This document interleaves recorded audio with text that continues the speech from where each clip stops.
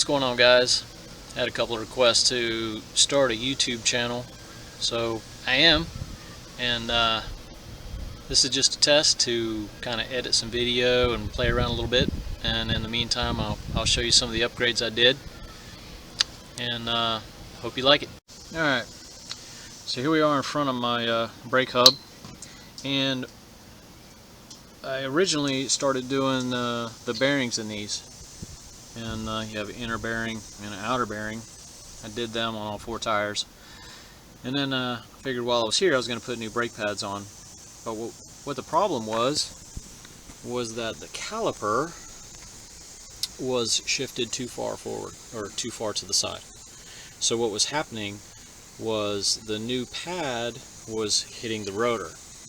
And I'm making this video because I've told a bunch of people, and I don't know if they understand or not, so maybe this will help. So what I had to do was call Dexter, and they sent me a spacer kit for each hub.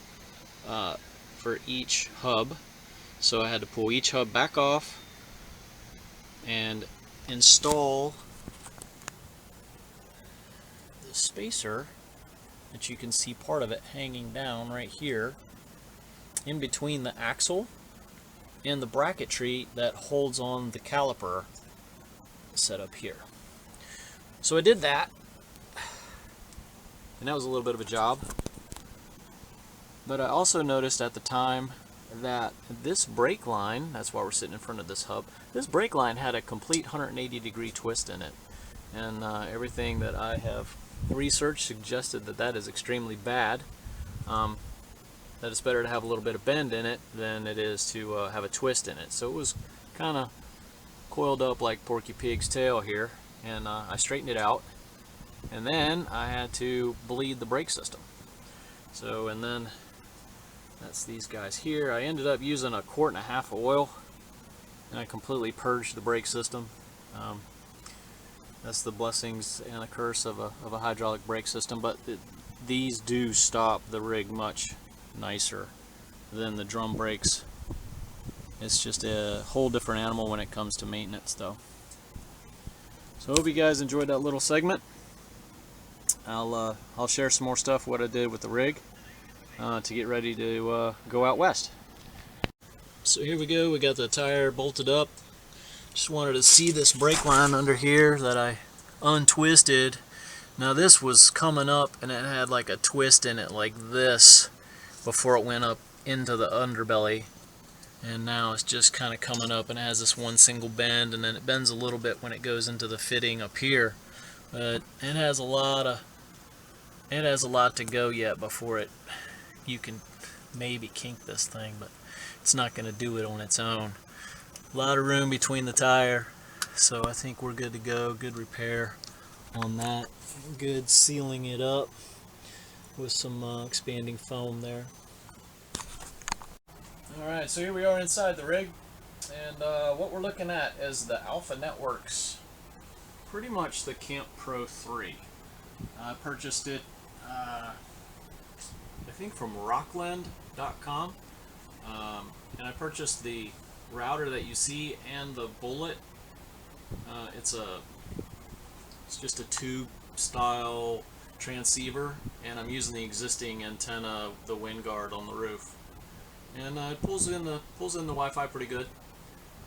And like I said, I'm just playing around and showing you guys what I did to get ready for the trip. Some editing. I'll try to throw some static pictures in with some commentary, and we'll go from there.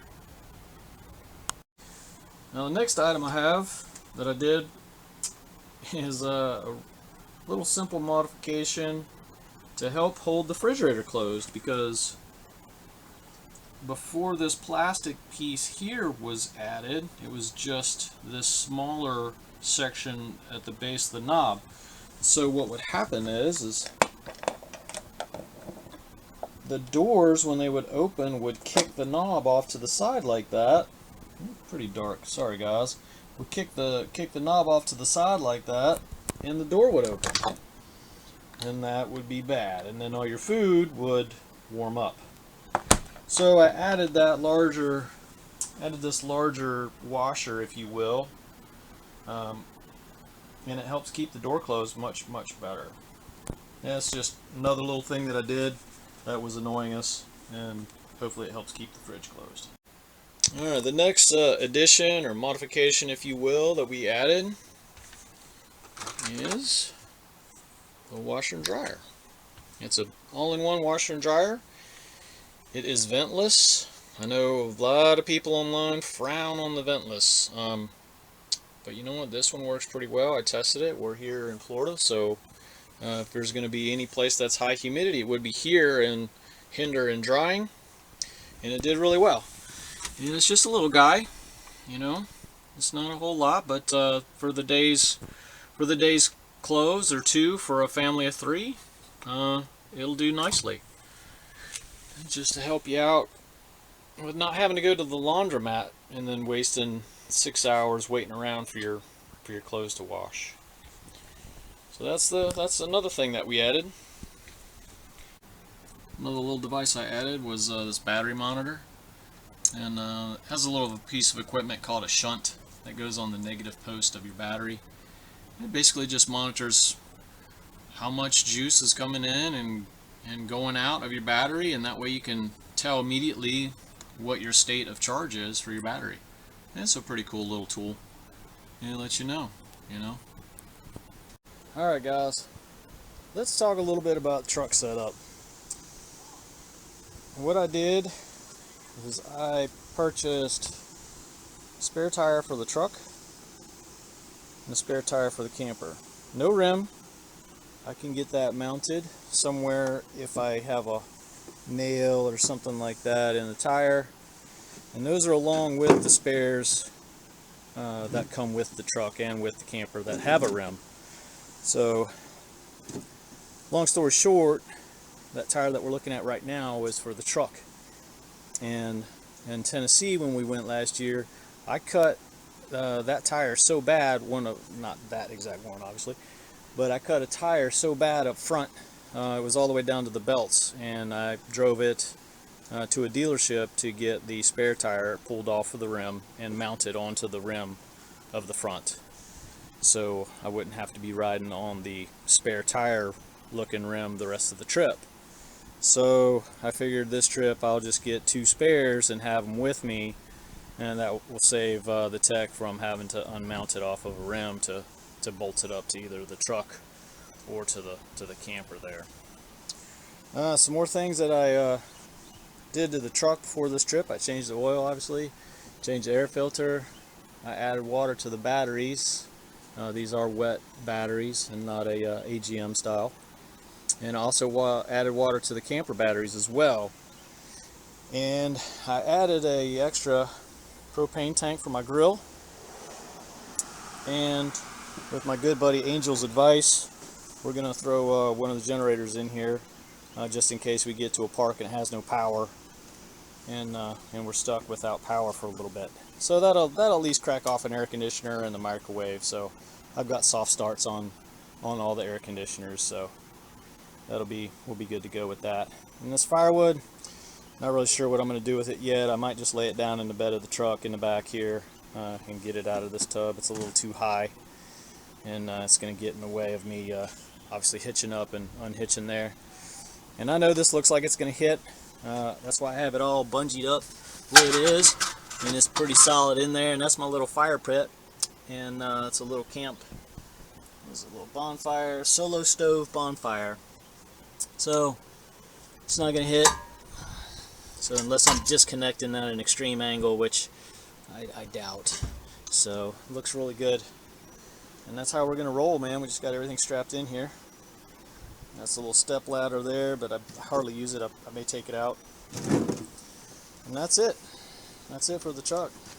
Also getting that has a camera in the tail light up top there. Makes hitching up a bunch easier, because you can just see the trailer and the kingpin and everything right in the camera and line it up and boop, right into the slot. But it's been giving me a blue screen of death for some reason. I don't know why. So they're going to replace that camera for me, and they're also going to replace the side cameras and the mirrors for me as well. So we're going to get that done before we go as well. Alright, Scout, hop in the truck. Go ahead. Alright, Scout's going to help me show you guys the new GPS. So here we go.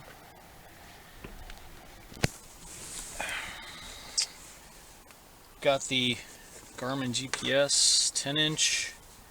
Forget the exact model number. I'll put it in the description of the video. But it's real simple. Let's start this thing up. I'm putting my foot on the brake like I'm gonna start a truck. Agree.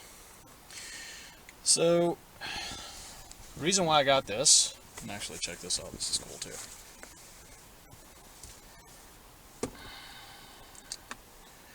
There we go. The reason why I got this GPS is because it's RV specific.